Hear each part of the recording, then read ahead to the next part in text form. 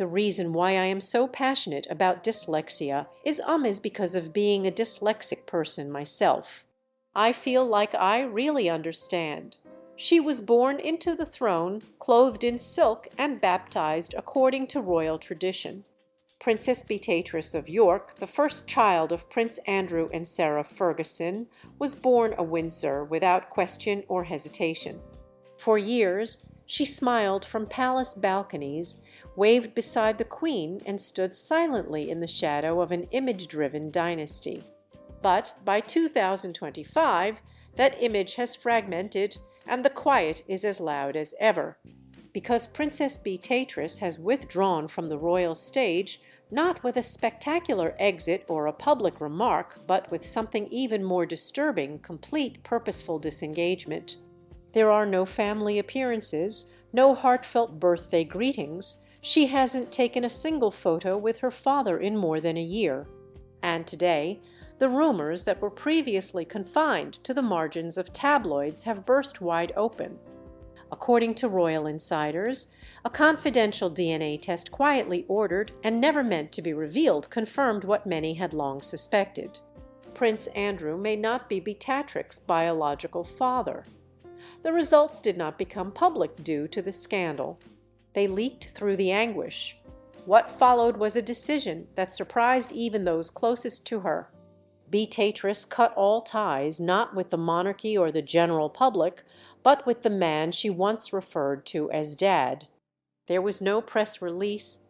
There is no manufactured reconciliation, just a daughter leaving behind the only identity she had ever known and refusing to look back. Some inside the palace call it betrayal, others experienced a disaster, but some who know Beatrice well believe it's something more nuanced. It's about survival, because beneath the fancy hats and curtsies, there was a young woman nurtured in a secretive family. And when the truth was revealed, it was not gentle. It arrived like a hurricane, unannounced and relentless. The burning question within Buckingham isn't whether the rumors are accurate. It is how long the monarchy can withstand the damage they have already caused. And it all starts with one royal daughter and the moment she chooses truth over blood. Princess Beatrice appeared to have the life of every little girl's dreams complete with castles, tiaras, and a title. She was born on August 8, 1988, as the first child of Prince Andrew, Duke of York, and Sarah Ferguson, the fiery, unpredictable duchess famous for both her charm and controversy. The country celebrated her arrival. The Queen beams with pride, and for a minute it appeared to be a fresh chapter in the royal story. Bright, modern, and free of scandal. However, not everything within the royal walls sparkled like gold. Beatrice was scrutinized from infancy. She has auburn hair, her large, expressive eyes, her posture next to Andrew. She doesn't look much like her father, several said. However, in a civilization obsessed with genealogy and history, such statements were dismissed as idle chatter. Beatrice was a sweet, bashful child who wanted to please everyone, but she struggled. She was diagnosed with dyslexia at the age of 7 and struggled with reading and writing. In a family that valued poise, polish, and excellent elocution, Beatrice stood out. Her professors saw how hard she worked and how much stress she carried quietly. While other royals breezed through public speaking and ceremonial obligations, Beatrice had to struggle for every ounce of confidence. Nevertheless, she grinned, she waved, she showed up. Her mother Sarah was frequently by her side, flawed, yes, but fiercely protective. However, her father, Prince Andrew, cast a colder shadow.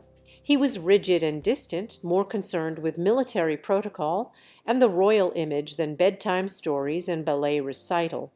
Beatrice loved him anyhow. He was her father.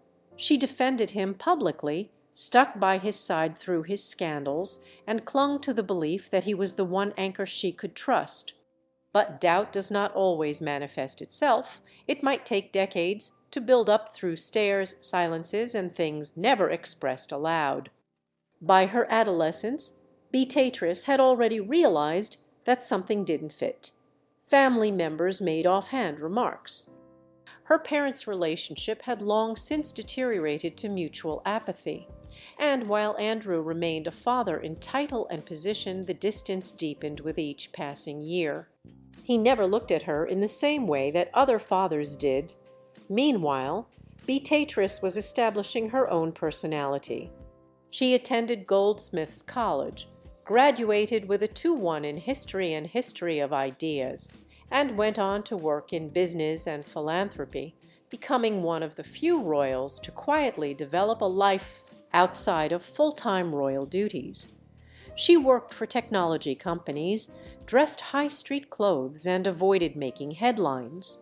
She tried to be both Windsor and a woman, but no matter how far she went beyond the palace, she could not escape the rumors. At a dinner gathering, a guest quipped that she resembled Sarah's former lover more than Andrew, and for the first time Beatrice did not laugh.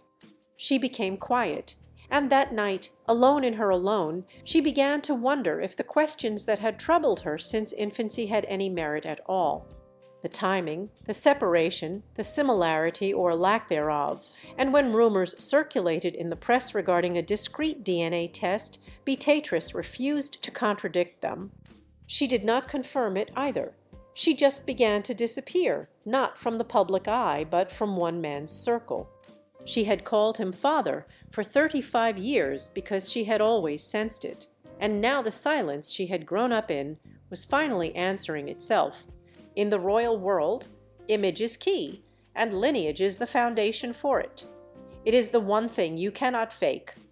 You can stage a wedding, you can manipulate a scandal, however, you cannot rewrite DNA. And that is precisely why the whispers about Princess Beatrix's paternity have always had a harder edge than casual gossip. They began quietly as rumors in high society circles in the early 1990s, long after her parents, Prince Andrew and Sarah Ferguson, had begun living separate lives except in name. The Duke and Duchess of York formally separated in 1992, but insiders claimed their marriage had ended long before. Sarah's private life had become anything but quiet during the hazy time between emotional alienation and public separation. Photographs appeared, romantic speculation increased. And one name kept coming up, Major John Bryan, the financial advisor who was famously photographed kissing Sarah's toes while she sunbathed on a private villa terrace.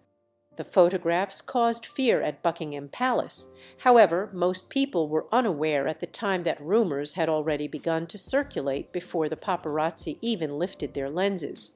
Was Beatrice indeed Andrew's child? Or had anything happened quietly and discreetly in the final years of their disintegrating marriage? For years, the palace refused to discuss it. They dismissed the rumors as a baseless tabloid fabrication. To her credit, Beatrice never got engaged. She maintained royal decorum by always calling to Andrew as Papa in public and always showing up when called. However, over time, onlookers began to notice a shift. The once frequent father-daughter trips become infrequent. Their birthday greetings to one another ceased surfacing on social media. And during Prince Andrew's now famous troubles involving Jeffrey Epstein, Beatrix's public defense was noticeably lacking. Then came the leak. In 2023, an unknown royal aide supposedly informed a newspaper that a secret DNA test had been quietly conducted, possibly at Beatrix's initiative or through discreet legal mediation. What are the results? Of course, not all of it has been released. However, the insider claimed that the findings confirmed long-standing speculation and devastated all involved. No denials emerged from the palace. Andrew made no statements, no suits were filed. That stillness conveyed more than words could. Beatrix's close friends began to notice her growing emotional detachment from the man she formerly strongly protected. She stopped going to events with him. She didn't mention him in any interviews. She dodged questions about her background with the practiced ease of someone shielding something far more terrible than gossip. Insiders claimed the situation has become intolerable. According to one assistant, King Charles was outraged when he learned about the DNA rumors circulating inside the family. He was less concerned with the truth and more about the optics, the assistant explained. Consider how it would affect the monarchy if the world realized one of its own had been duped or worse, used. Camilla apparently attempted to diffuse the situation. She encouraged Beatrice to maintain her dignity and avoid making headlines. But Beatrice, being the silent one, had already made her mind. She refused to speak publicly. She refused to betray her own sense of grace. She would no longer pretend. The woman who had been trained to believe that devotion was everything now realized that truth was even more valuable. And if DNA revealed that her royal heritage was never truly royal, then perhaps the freedom she sought had always been hidden in that truth, because sometimes the greatest betrayal is not a lie told by the world. It's the lie you've been told all your life. Beatrice had had enough of living there 40. There was no press release, no broadcast interview, no palace court or meltdown. Princess Beatrice began to distance herself from her father in the same way she had for most of her life. Gradually, carefully, and without fanfare, it began with the images, or more precisely, the absence of them. Beatrice had spent years accompanying Prince Andrew to royal activities such as Trooping the Colour, charity dinners, and holiday services at Sandringham. Even throughout the early tremors of Andrew's public downfall, she was physically present, perhaps not in agreement, but out of instinct, obligation, family loyalty. But by late 2023, everything had altered. She ceased showing up at gatherings where Andrew was expected to participate. At her sister Eugene's public charity event, Beatrice appeared visibly alone. During Andrew's birthday, no family photos were shared. There were no tweets, mentions, or happy birthday, Papa captions to reassure the public that all was well within the palace gates. It was not a dramatic exit. It was a quiet erasing. According to those who knew her well, the shift was not only strategic, but also emotional. Friends of Beatrice said she was deeply shaken by the private DNA confirmation, not because it altered her perception of herself, but because it pushed her to reevaluate every memory that had previously appeared safe. Was the guy she called Dad ever truly who she believed he was? Had he always known the truth? If he had, why didn't he say anything? These were not tabloid inquiries. These were the types of ideas that haunt a daughter in the quiet moments between official engagements, during sleepless nights in places where the crown cannot reach. Beatrice did not lash out. She avoided severing ties, but she made a far more permanent decision. She withdrew her trust. According to sources, the final straw came from within the family rather than from the press. When challenged privately about the rumors, Prince Andrew apparently provided no comfort, only denials, dismissals, and a defensive wall that Beatrice couldn't break through. He refused to address the DNA discoveries directly, claiming they were irrelevant. However, Beatrice did not believe so. They were everything. In private, she came to rely more on her husband, Eduardo Mappelli Mosey, and her mother, Sarah Ferguson, who, despite her imperfections, never tried to be perfect. Sarah was frank, chaotic, and sometimes embarrassing, but she was genuine, and in a household of masks and customs, that felt like a form of deliverance. Beatrice began spending more time outside of royal circles. She became more involved in school advocacy, dyslexia research, and quiet humanitarian efforts that kept her connected to a higher purpose while keeping her out of the royal spotlight. She did not bang any doors. She simply decided not to open them again, and in doing so she communicated the most powerful message of her life, not through words, but through silence. Because the most powerful acts of disobedience do not always come in the form of shouts. It arrived silently, and Beatrix quiet spoke everything. Buckingham Palace understands how to handle a scandal. It has been through abdications, affairs, dramatic interviews, and even a Netflix dramatization of its darkest periods. But nothing rattles the royal machine like a secret that was never meant to be revealed, especially when it threatens the fundamental fabric of legitimacy. And Princess Beatrix's stealthy withdrawal, it wasn't simply personal. Inside the palace, it caused a full-fledged crisis. When whispers about the DNA bombshell spread outside the closed circle, King Charles was among the first to be told. Insiders say he was outraged, not at Beatrice. Her silence remained intact, but at the possible repercussions. If this gets out, he allegedly warned in a closed-door meeting, it undermines more than one name. Because if the people began to question Beatrix's bloodline, they would eventually question the entire system. Titles, inheritance, trust, the fundamental concept of what it means to be a royal, may unravel, and the crown cannot afford that. Camilla, ever the mediator, encouraged restraint. She advised Charles and the palace communications team to use a soft-touch approach. No denials or confirmations, simply controlled silence and a diversion of public attention. However, silence only works when no one is observing, and Beatrix's absence was becoming increasingly noticeable. To make matters worse, Prince Andrew, the man at the center of the situation, refused to comply. According to palace aides, he became defensive and erratic during private meetings. When challenged with DNA rumors, he scoffed. Absolute rubbish, he termed them, but he provided no evidence, no private outreach to Beatrice. There is no gesture of reconciliation. One aide described him as more concerned with preserving his image than understanding his daughter's pain. According to reports, Prince William viewed the issue as a liability within the firm. Ever committed to modernizing the monarchy, William had always maintained that slimmer royals meant fewer controversies. Beatrix's unexpected disappearance from royal optics was consistent with his vision, but not in this manner. Not through heartbreak, not via personal treachery with royal ramifications. Courtiers scrambled, strategy was discussed. Legal contingencies were evaluated. What if the story became public? Could it be buried, refuted, redirected?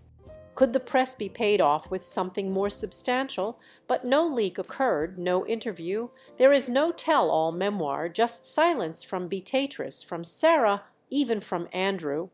That planned continuous stillness paralyzed the palace. Because while scandals and indiscretions can be forgiven, the issue of paternity remains like smoke in a closed room. It creeps into everything, and the longer you attempt to ignore it, the more it chokes you. Behind closed doors, the royal family was vying for more than simply control over rumors.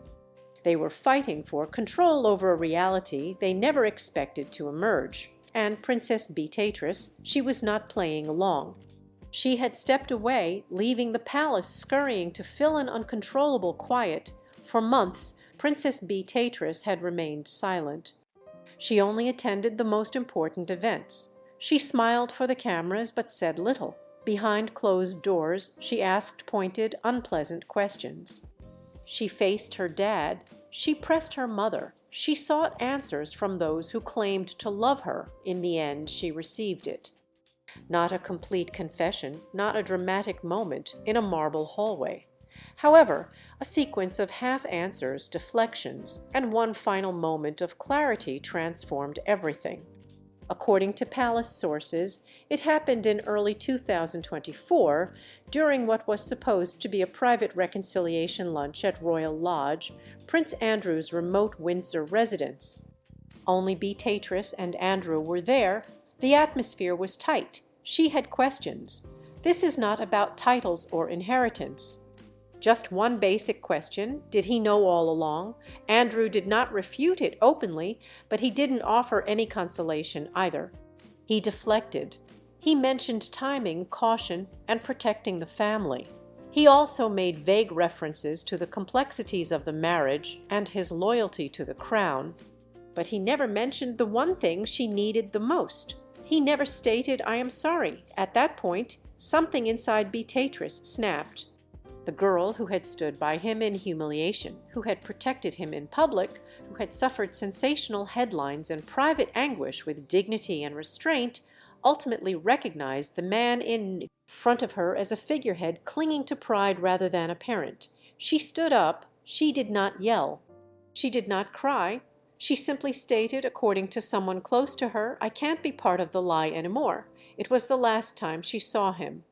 In the weeks that followed, Beatrice made subtle but significant moves. She withdrew from royal patronages related to Andrew. She turned down invites to appear at events where he would be present. She switched personal advisors. She took a framed photo of herself and Andrew from her home office at St. James's Palace. Even her public social media presence has transformed. She had previously shared ancient family memories, but now she posts quotes about truth, resilience, and independence. Subtle certainly, but unmistakable. Those who spoke to her privately reported that she appeared lighter, not furious, but clear. One friend commented she didn't feel like she'd lost a parent. She felt as if she had finally let go of a darkness. It wasn't a rebellion, it was released. For Beatrice, leaving that meal wasn't a betrayal of her family. It represented a return to herself because for the first time in her life she wasn't defending another person's version of the truth. She was standing on her own, and no title, no bloodline, crest, or surname was more valuable than that. In a household based on genealogy, devotion, and silence, Princess Beatrice did the unimaginable. She broke away not in scandal or wrath, but with a single irreversible decision. She chose truth, not the version that appears in royal biographies, not the carefully controlled picture created by palace press officers. But the truth is complex, difficult, and human, the kind that doesn't require palace approval, the type that causes the walls to shake. For decades, Beatrice bore a surname that granted her privilege, but also bound her to expectations she never asked for. She was the devoted daughter, the reserved royal, the link between controversy and stability. She played her role. She grinned when told. She stood by a father who was accused, degraded, and discredited. But when the reality about her parentage became apparent, she refused to look away. She gazed within, and when she realized that the story she'd been fed her entire life might be a lie, when her own bloodline was called into question, she didn't hold on to tradition. She did not plead for reassurance. She did not go into denial. She walked away, not for duty, service, or the public. However, she came from a role that required silence to one in which she wanted responses. In doing so, she became a rarity in the House of Windsor, a lady who used her own name rather than the one she inherited. The palace will never acknowledge it. Prince Andrew will never confirm this. The public may never learn every aspect, but they'll understand this. The daughter born into the royal family's heart has created her own crown made of courage rather than gold. And in a world dominated by titles and tiaras, Princess Beatrice has quietly redefined royalty as something far more powerful. She chose truth above bloodshed, integrity trumps image, and herself above everything she was told she had to be. What about that choice? That was the most majestic thing she has ever done.